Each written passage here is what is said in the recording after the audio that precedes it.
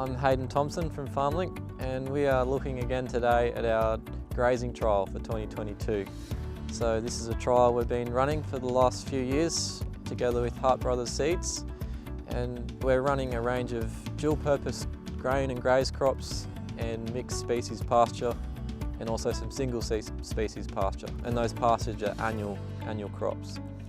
So this year we wanted to look at some specific questions in this trial. So there's 4 things that we're looking at this year, and the first thing is time of sowing. So we often see that some of these pastures that we're growing are really good at getting out of the ground early in the season and providing that early dry matter that can be very handy for grazing.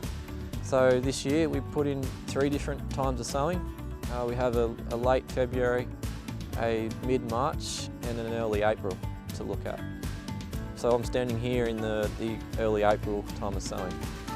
So 2022, it's been a difficult season so far for growing biomass.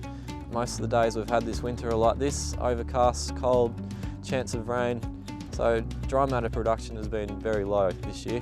It's been a challenge, but we're trying to see if we can, those February really early sown crops are able to produce dry matter in times where maybe the dual purpose crops, grain and graze, aren't ready to graze yet.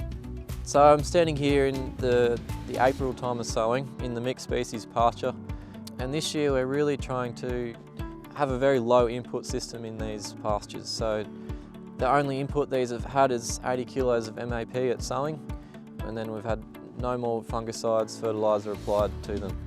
So we haven't, growth has been slow, and then we're in the April time of sowing, so it's only had 1 pasture cut this year.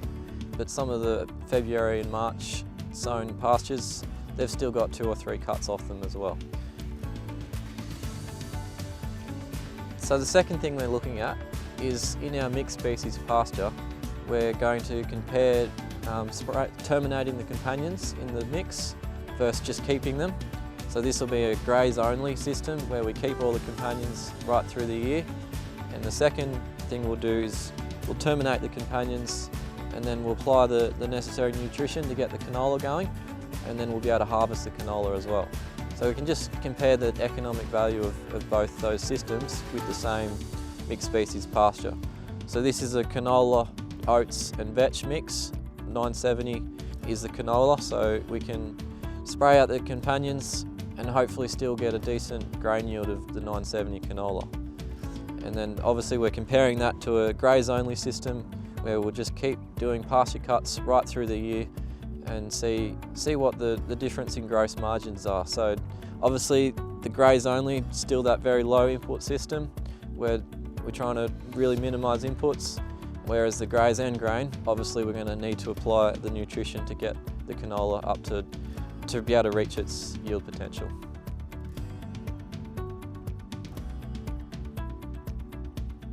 So this is another mixed species pasture where we're going to do the same thing. This is a Bennett wheat mixed with vetch, tillage radish, turnips, and so the same thing, we're going to have a terminate the companions versus have a graze only system. So our Bennett wheat, it's not the best variety at the moment for us, so similar to the other mix, we'll have to apply the fungicides once we terminate the companions. Whereas the graze only, we're just, as we said before, trying to minimise inputs and try and go without fungicide. So once again, 2 systems, dual purpose, graze and grain versus a graze only system. So the third thing we're looking at is grazing management, and especially in our single species annual ryegrass treatments. So when we leave the ryegrass too long, the quality really starts to decline very quickly. So grazing management is really important. So in this trial, what we've done is we've got 2 treatments here on either side, and this treatment on this side is we're keeping it very short and doing regular cuts. And on this treatment, we're only doing probably 2 cuts through the year. So we're going to show every time we do a cut, we'll take it to New South Wales DPI feed quality testing services, and we'll be able to see the difference in quality between the 2 treatments. So what you're looking at here, this treatment where we've done regular cuts, We're keeping it to about a ton and a half of dry matter, whereas what you're looking at here is already about 2.5 tonne, and it's already starting to lodge, the quality is starting to decline. And that will probably be how it looks again in October when we do the second cut on that treatment. So you need to remember in this trial that we're not grazing with livestock, we just have to simulate grazing by using a lawnmower. And so in real life, grazing management might be a little bit more difficult. So in our mixed farming operations, we've moved to a lot bigger paddocks to suit the cropping enterprises, but that can make it difficult when we have these kind of crops in the system as well.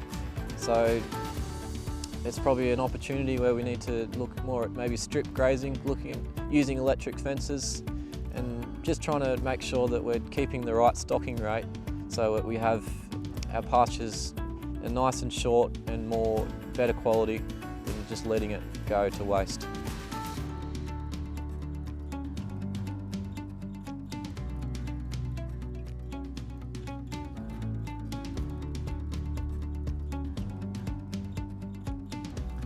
So the final thing that we're looking at is with our dual purpose crops, do we have to graze them?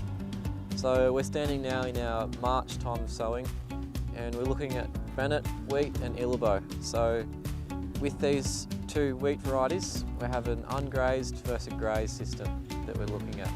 So on this side we have Illabo, where we've grazed it back a couple of times versus where we haven't touched it. So Illabo, and March time of sowing is still probably a little bit early for Illabo. So with the grazing, are we able to hold it back enough with the grazing, or is it still going to go to head too early and get frost damage in it? So Illabo, more suited to an April time of sowing, whereas Bennett is much more suited to March. So we've done the same thing in Bennett, but these two wheats, like a Bennett, is probably very suited to grazing. And so if we don't graze it, what's the economic value of that? So you can just see by looking at it, it's starting to run up already, and I'm pretty sure that we'll see that it's really important that you do graze a variety like Bennett, especially in a February and a March time of sowing. So that's some of the different treatments we've got in our 22 grazing trial. So thanks to Hart Brothers for letting us run this again this year. You will be able to come and see it for yourself at their spring field day in October. And we'll keep doing grazes right through spring, and obviously we'll harvest the relevant treatments as well.